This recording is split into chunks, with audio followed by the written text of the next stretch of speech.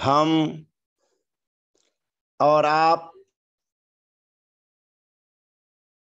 दिगंबर जैनाचार्य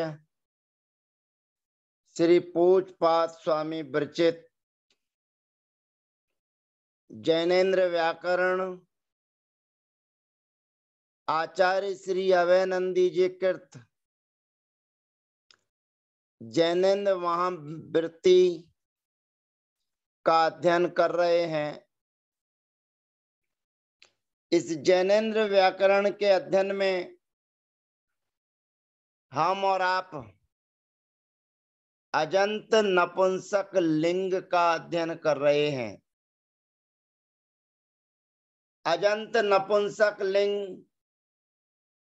के इस प्रकरण में दीर्घ उकारांत शब्द हमारे बीच में है सुलू, अर्थात शस्त्र, अच्छे से छेदन करने वाला, काटने वाला शस्त्र सुलू। सामने प्रयोग के समय आपको सुलू शब्द ह्रस्व नजर आ रहा है, लेकिन ये दीर्घ शब्द है और नपुंसक लिंग की प्रक्रिया में हर शब्द, जो भी शब्द दीर्घ होते हैं वे नपुंसक लिंग में प्रक्रिया के समय ह्रस्व हो जाते हैं और ह्रस्व होने के बाद फिर उसकी प्रक्रिया प्रारंभ होती है। तो यहाँ पर जो सुलू आके ऊपर लिखा हुआ है, सुलू माने शस्त्रम, यहाँ पर वे लू दीर्घ चाहिए,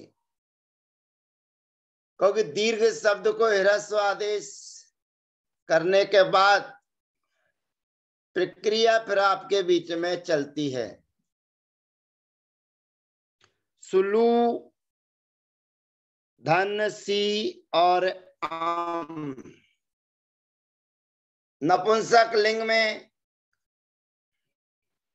शब्द प्राय करके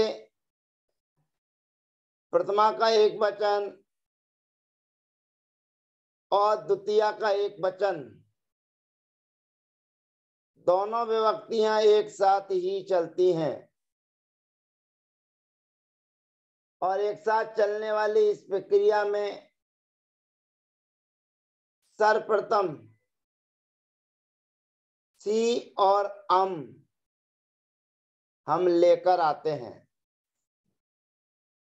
और सी और अम विभक्ति को लेके आने पर सबसे पहला सूत्र है प्रोनपी। उस प्रोनपी सूत्र के द्वारा ह्रस्व आदेश हो जाता है। सुलू सी और अम विभक्ति के आने पर, सु और अम विभक्ति के आने पर प्रोनपी सूत्र से ह्रस्व आदेश और नपः स्वमो सूत्र से सु और अम का उप अर्थात लोप हो जाने पर सुलू शब्द सिद्ध होता है। अब ये सुलू शब्द भी भाषित पुंस्क है, अर्थात पुल्लिंग में भी इसकी प्रक्रिया प्रारंभ होती है। तो तृतीय आदि विभक्ति से टा आदि विभक्तियों के आने पर दो दो प्रक्रिया के अनुसार इसकी प्रक्रिया सिद्ध करेंगे। सुलू शब्द से प्रथमा द्वितीय विभक्ति के द्विवचन में औ और औट विभक्ति के आने पर टा का अनुबंध लोप, अची को यण सूत्र के माध्यम से यण की प्राप्ति है और सुटी पूर्व स्वम सूत्र से दीर्घ की प्राप्ति है, परंतु प्रोनपी सूत्र के माध्यम से ह्रस्व आदेश करने पर नपाह सूत्र से औ के स्थान पर सी आदेश कर सकार का अनुबंध लोप हो जाने पर सु लू धन ई, यहाँ पर परोचो मित सूत्र के माध्यम से सुपी को ची सूत्र से नुम का आगम कर सुलूनी प्रयोग सिद्ध होता है। प्रथमा और द्वितीय विभक्ति के बहुवचन में जस और सस विभक्ति के आने पर अनुबंध लोप कर सुलू धन अस, यहाँ अची को यण सूत्र की प्राप्ति है। सुटी पूर्व स्वम से दीर्घ की प्राप्ति है और प्रोनपी सूत्र से ह्रस्व आदेश करने पर सुलू धन अस जस ससो सी सूत्र से जस और सस के स्थान पर शी आदेश हो जाने पर सकार का अनुबंध लोप कर ह्रस्व ई मात्र शेष रहती है। और हमें ध्यान रखना है कि औ के स्थान पर सी आदेश दीर्घ होता है और जस और सस के स्थान पर होने वाला सी आदेश ह्रस्व होता है। तो यहाँ पर जस सस के स्थान पर शी आदेश कर सीधम सूत्र से सी की धा संज्ञा सुपी को ची सूत्र से नुम का आगम की प्राप्ति नपो झलाह सूत्र से नुम की प्राप्ति युगपद दो सूत्रों की प्राप्ति होने पर पूर्वत्रा सिद्धम सूत्र की सहायता से नपो झलाह सूत्र से नुम का आगम करने पर सुलू ना, यहाँ धेकौ सूत्र से सुलू में रहने वाला जो ऊ है उसको पुनः दीर्घ आदेश करने पर सुलूनी प्रयोग सिद्ध होता है। संबोधन में दो रूप बनते हैं, हे सुलू, और जहां सु संज्ञा हो जाती है वहां पर हे सुलू। द्विवचन में हे सुलूनी पूर्वत और बहुवचन में हे सुलूनी प्रयोग सिद्ध होते हैं। अब तृतीय आदि विभक्ति की प्रक्रिया प्रारंभ करते हैं और तृतीय आदि विभक्ति में दो रूप बनेंगे। एक नपुंसक लिंग के अनुसार नुम का आगम किया जाएगा और पुल्लिंग के अनुसार उसके स्थान पर वा आदेश किया जाएगा, ऊ के स्थान पर वा। तो सुलू शब्द से तृतीय विभक्ति के एक वचन में ता प्रत्यय के आने पर टकार का अनुबंध लोप कर सुलू धन्य आ, यहाँ पर अची को यण सूत्र की प्राप्ति है और प्रोनपी सूत्र के माध्यम से ह्रस्व आदेश किया जाता है। आंगो नास्त्रियाम सूत्र से टाके स्थान पर ना आदेश की प्राप्ति, परंतु सुपी को ची सूत्र से नुम के आगम की प्राप्ति होने पर भादौ वोक्त पुंसकम पुंवत सूत्र द्वारा विकल्प से पुंवत भाव करने पर पुंवत भाव के पक्ष में सुनु धू भ्रुवाम यवो रचि युवौ सूत्र के माध्यम से ऊ के स्थान पर उ आदेश की प्राप्ति है, परंतु सुनु धू भ्रुवाम यवो रचि सूत्र के माध्यम से उब की प्राप्ति है और सुप्यो सूत्र से दीर्घ ऊ के स्थान पर वा आदेश होने पर सुलवा प्रयोग सिद्ध होता है। पुंबद भाव के अभाव में सुपी को ची सूत्र से नुम का आगम करने पर सुलूना प्रयोग सिद्ध होता है। सुलू शब्द से तृतीया चतुर्थी और पंचमी विभक्ति के द्विवचन में भ्याम विभक्ति के आने पर सुलू धन्य भ्याम, या प्रोनपी सूत्र के द्वारा ह्रस्व आदेश करने पर सुलुभ्याम प्रयोग सिद्ध होता है। सुलु शब्द से भिस विभक्ति के आने पर प्रोनपी सूत्र के माध्यम से ह्रस्व आदेश और सजुसो री और विरामे विसर्जनिया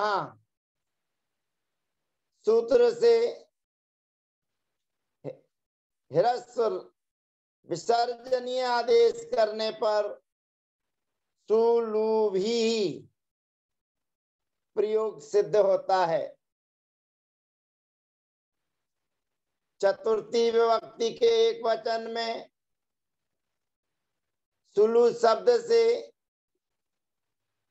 गे विभक्ति के आने पर सुलू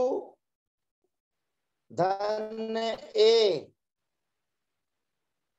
यहाँ पर प्रोनपी सूत्र के माध्यम से ह्रस्व आदेश अची को यण सूत्र से यण की प्राप्ति और प्रोनपी सूत्र से ह्रस्व आदेश करने पर सोर्गिति सूत्र की प्राप्ति है और सुपी को ची सूत्र से नुम के आगम की प्राप्ति है। भादौ वोक्त पुंसकम पुंबत सूत्र के द्वारा विकल्प से पुंबत भाव कर पुंबत भाव के पक्ष में सुनु धू भ्रुवाम यवो रचि युवौ सूत्र के द्वारा उकार के स्थान पर ओ आदेश की प्राप्ति होने पर सुप्यो सूत्र से उ के स्थान पर वा आदेश कर सुलवे प्रयोग सिद्ध होता है। पुंबद भाव के अभाव में सुपी को ची सूत्र से नुम का आगम करने पर सुलू ने प्रयोग सिद्ध होता है। सुलू शब्द से चतुर्थी और पंचमी विभक्ति के बहुवचन में भ्यस विभक्ति के आने पर सुलू धन भ्यस, यहाँ पर प्रोन्नपी सूत्र के माध्यम से ह्रस्व आदेश करने पर सजुसोरी सूत्र से सा के स्थान पर रा आदेश कर और विरामे विसर्जनीय सूत्र से विसर्ग आदेश करने पर सुलुभी सुलुभ्या प्रयोग सिद्ध होता है। सुलु शब्द से पंचमी और षष्ठी विभक्ति के एक वचन में गसी और आने पर का अनुबंध लोप सूत्र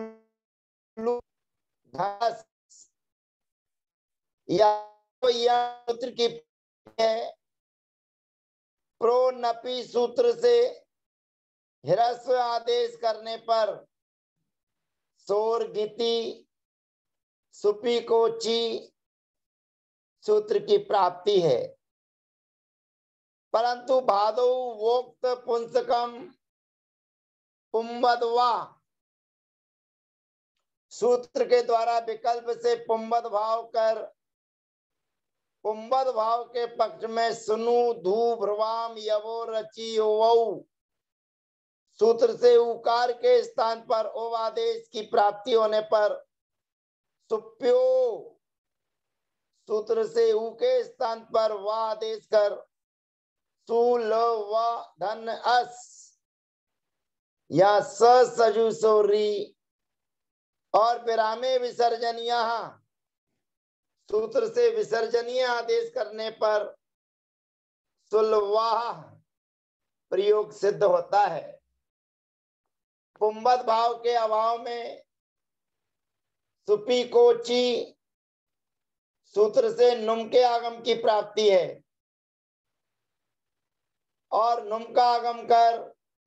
सजुसोरी सूत्र से विसर्ग के री आदेश और विरामे विसर्जनीय सूत्र से विसर्ग आदेश करने पर सुलूना प्रयोग सिद्ध होता है। सुलु शब्द से षष्ठी सप्तमी विभक्ति के द्विवचन में ओस प्रत्यय के आने पर सुलू धन ओस या अची को यण सूत्र की प्राप्ति होने पर प्रोन्नपी सूत्र से सुलु शब्द को ह्रस्व आदेश कर सुपी को ची सूत्र से नुम की प्राप्ति है और भादो वोक्त पुंसकम पुंबदवा सूत्र से पुंबद भाव करने पर शुनु धू भ्रवाम यवो रचि युवौ सूत्र की प्राप्ति है। सुप्यो सूत्र के द्वारा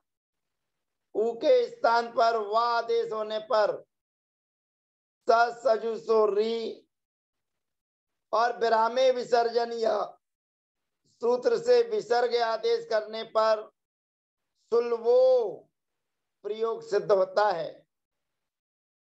पुंबद भाव के अभाव में